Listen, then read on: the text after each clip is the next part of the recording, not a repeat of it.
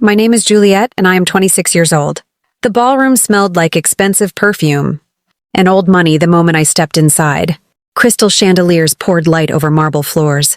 And men in tailored suits laughed too, loudly while clinking glasses of champagne that probably cost more than my first car. This was my father's retirement party. Lavish, excessive, carefully designed to remind everyone how powerful and admired he was. I stood near the entrance for a second, steadying my breath, reminding myself why I came. I didn't come for praise. I didn't come for validation. I came because no matter how complicated things were, he was still my dad. As I walked further in, conversations softened, then restarted behind my back. I felt it before I heard it.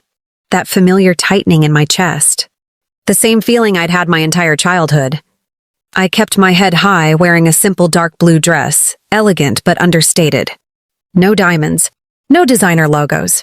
I learned long ago that no matter what I wore, it would never be enough for them. I was halfway to the bar when the whispers reached me. There's the frigid daughter. The one who can't do anything right. The words slid under my skin like ice. I didn't turn around.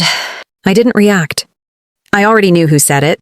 My father's colleagues, family friends, people who watched me grow up and learned to measure my worth using his disappointment as a ruler. I felt eyes following me, judging every step, every breath. Then I saw my stepmother across the room. Perfect hair, perfect smile, perfect cruelty. She leaned toward a security guard, pointed openly in my direction and sneered, loud enough for others to hear. Security, remove this useless woman. Useless. That word echoed louder than the music, louder than the laughter.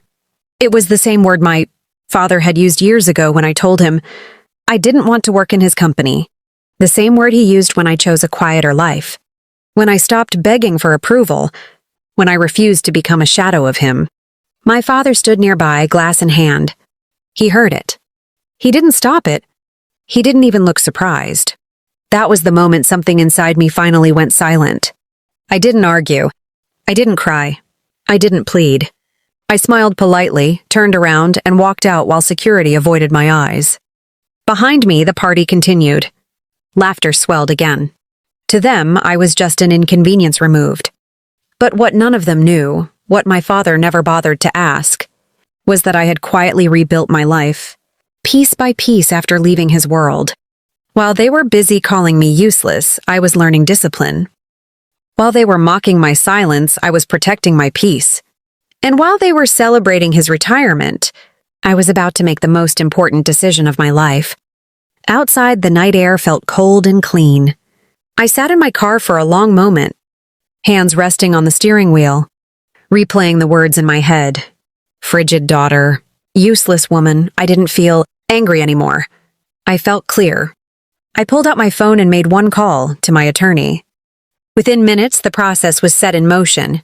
The $17 million trust that had been sitting quietly in my name, untouched, unmentioned, and completely underestimated, was transferred, locked away beyond their reach. No emotional reactions, no dramatic confrontations, just a legal wall they could never climb. I drove home calmly, the city lights blurring past me. By the time I reached my apartment, my phone was already vibrating. Missed call. Another.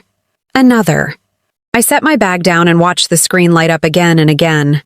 By the time I poured myself a glass of water, there were 56 missed calls. My father, my stepmother, numbers I didn't recognize but already knew. Then came the knocking, loud, urgent, panicked. They were at my door. The same people who had whispered behind my back. The same ones who ordered security to remove me like trash. Now they wanted to talk. I stood in my quiet living room, phone buzzing nonstop, door shaking under their fists. And for the first time in my life, I didn't feel small. I felt untouchable. And as I stared at the door, listening to their voices crack with desperation, I realized something simple and powerful. They never thought I was useless. They were afraid of what I could do without them. I didn't open the door right away. I stood there barefoot on the cool floor, listening as panic replaced arrogance on the other side. My father's voice came first, tight, controlled, pretending this was all a misunderstanding. My stepmother followed, her tone sharp but trembling, switching between anger and fake concern. Just an hour earlier, she had sneered, "Security, remove this useless woman." Now she was calling my name like we were family again. I unlocked the door and opened it just enough to look at them. The sight was almost surreal. My father, who had once filled entire rooms with confidence, now looked smaller, his shoulders tense, his smile forced. My stepmother clutched her designer purse like a lifeline, eyes darting past me as if expecting to see someone else inside, someone richer, someone more important than the daughter they had just humiliated. "Juliet," my father said, lowering his voice, "we need to talk." I leaned against the doorframe, calm, unreadable. "About what?" He swallowed. "About what happened at the party. Things were misunderstood. Misunderstood." I almost laughed. From behind him, guests from the retirement party lingered at a distance, pretending not to stare. Word travels fast in rooms built on gossip and money. They already knew something had gone wrong. They just didn't know how badly. My stepmother cut in, irritation leaking through her fake smile. "You embarrassed us by leaving like that. People are asking questions." I met her eyes.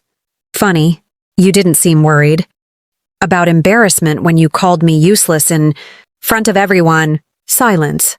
Then my father exhaled slowly, the way he used to before delivering criticism disguised as advice. "Let's not be dramatic. You've always been sensitive. But you should know, family assets come with responsibilities. Decisions like the one you made tonight shouldn't be taken lightly." There it was. Not concern, not regret, fear. I stepped back and opened the door wider. "Come in," I said softly. They exchanged relieved glances and walked inside, confidence returning too quickly. My father sat on the couch like he owned the place. My stepmother remained standing, arms crossed, eyes scanning my apartment, modest. Quiet, intentionally simple. My father cleared his throat. "You moved the trust." It wasn't a question. "Yes," I replied. His jaw tightened. That money was meant to stay accessible to the family. I tilted my head. "You mean the same family that whispered, 'There's the frigid daughter who can't do anything right'?" My stepmother scoffed. "People talk.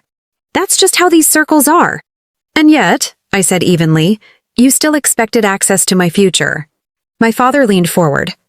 "Juliet, don't let emotions ruin decades of planning." "That trust is mine," I interrupted. My voice didn't rise. It didn't need to. And I've placed it exactly where it belongs. The room felt smaller then. My stepmother's confidence cracked. "You're being spiteful," she snapped. "After everything we've given you." I thought of childhood dinners eaten in silence, of achievements dismissed, of being invisible unless I disappointed him.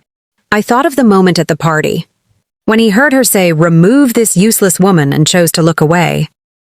"What you gave me," I said, "was clarity." My phone buzzed on the table. Another missed call notification popped up. Numbers I recognized from the party. Executives, relatives, so-called friends. People who never defended me, now suddenly desperate to be polite. My father noticed. His voice softened again, dangerously calm. "Let's fix this. Come back to the company. Make a public appearance. Reassure people. We can talk about your role, your image." I smiled. That was when I finally told him. I left the party silently. "I moved my $17 into a trust. Within minutes, you made 56 missed calls. And now you're at my door." My stepmother's face drained of color.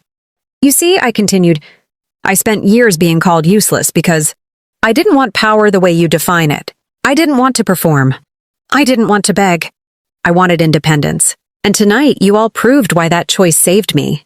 My father stood up abruptly. "You're making a mistake." "No," I said, meeting his eyes for the first time without fear. "I'm correcting one." I walked to the door and opened it wide. "This conversation is over." They hesitated, shocked by how easy it was for me to let them go. My stepmother muttered something bitter under her breath. My father looked like he wanted to say more, but there was nothing left that mattered. When the door closed, behind them, the apartment fell quiet again. No shouting. No drama. Just peace. I sat down, exhaled, and felt something unfamiliar settle into my chest. Freedom. I wasn't the frigid daughter. I wasn't the useless woman. I was simply someone who stopped letting others decide my worth.